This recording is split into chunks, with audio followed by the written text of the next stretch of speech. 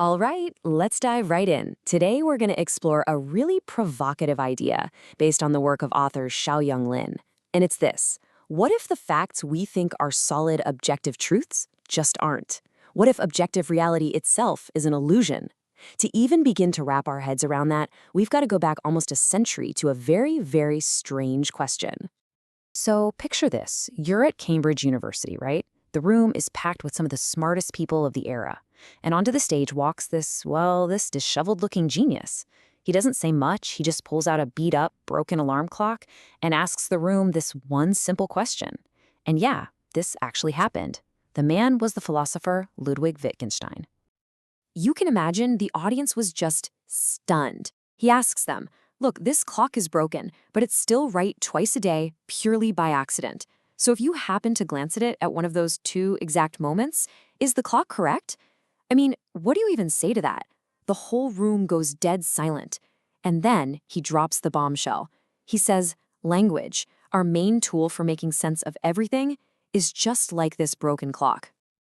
And that just hits so hard, doesn't it? His point is brilliant. We think we're using language to describe the world as it is, but what if our language is broken too? What if it only lines up with reality by accident once in a while? Wittgenstein argued that most of the time, language is actually building our reality for us and boxing us in. And this whole idea, this limitation, it goes way beyond just language. It hits our most fundamental tools for perception, our own senses.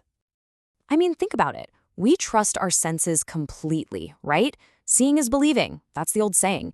We assume that what we see, what we hear, what we touch, that's the real world. But is it?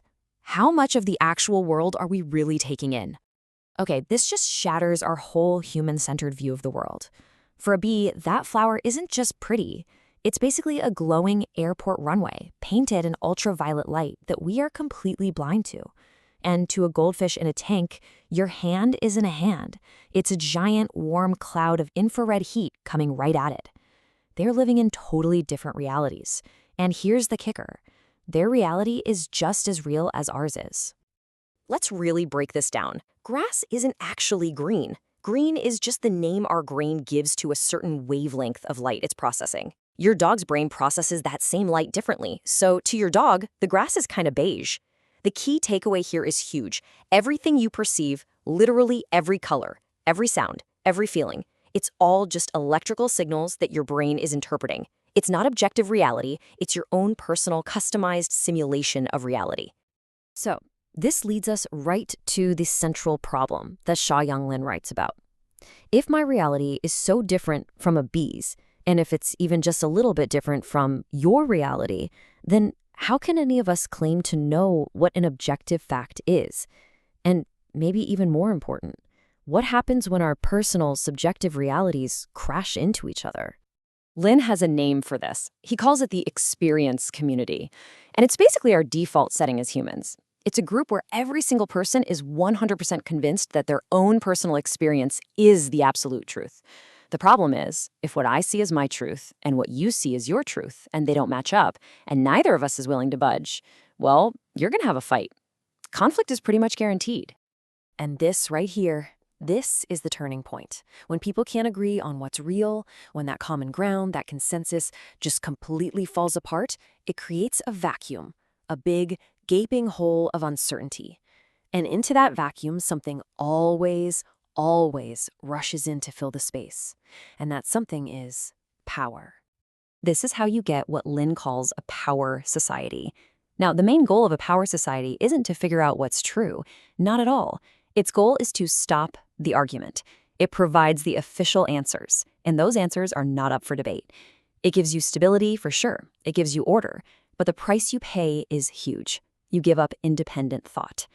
So how does a system like this actually keep its grip? Well, Napoleon Bonaparte knew exactly how this worked. I mean, listen to this. He basically said he ruled not with force or logic, but with trinkets, with little badges.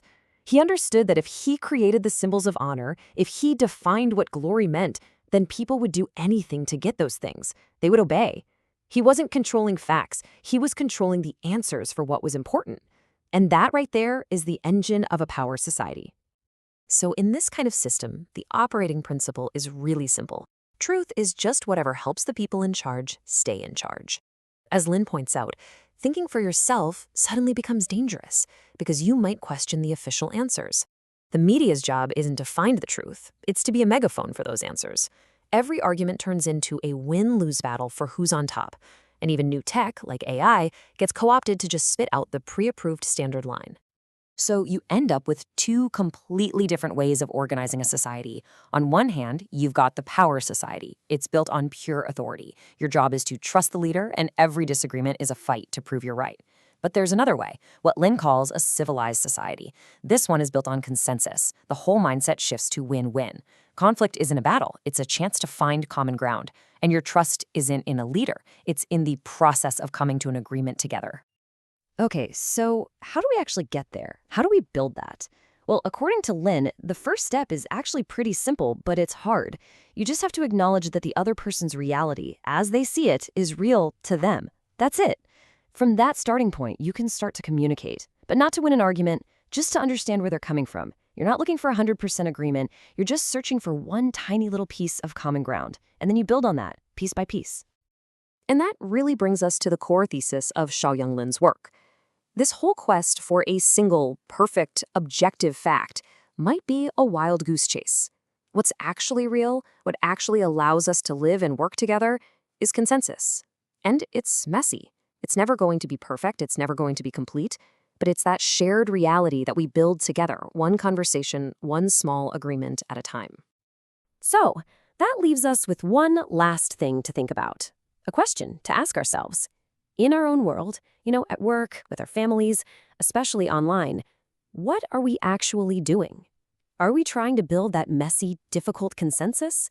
Or are we just fiercely defending the answers that somebody else gave us? Just clinging to our own broken clock and shouting that it tells the one true time?